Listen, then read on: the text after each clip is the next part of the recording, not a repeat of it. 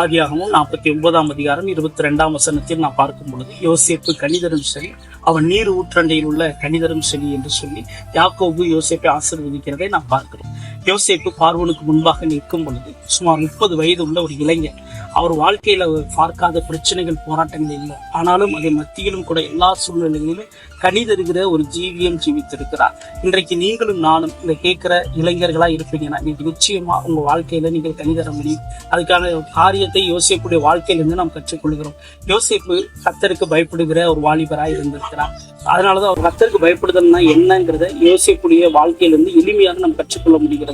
கர்த்தருக்கு பயப்படுதல்ங்கிறது கர்த்தர் நம்மளை பார்க்கிறாருங்கிறதான அந்த உணர்வு அது எப்போதும் யோசேப்புக்குள்ள ஆழமாக இருந்திருக்கிறது. இரண்டாவது காரியம், யோசேப்போடு கர்த்தர் இருந்தார் என்று நாம் பார்க்கிறோம். ஒரு மனுஷனோட கர்த்தர் இருப்பார்னா நிச்சயமா அந்த மனுஷனுடைய வாழ்க்கை பரிசுத்தமாகவும் இருக்கும். அந்த மனுஷனுடைய வாழ்க்கையில கனி அதிகமாக இருக்கும்.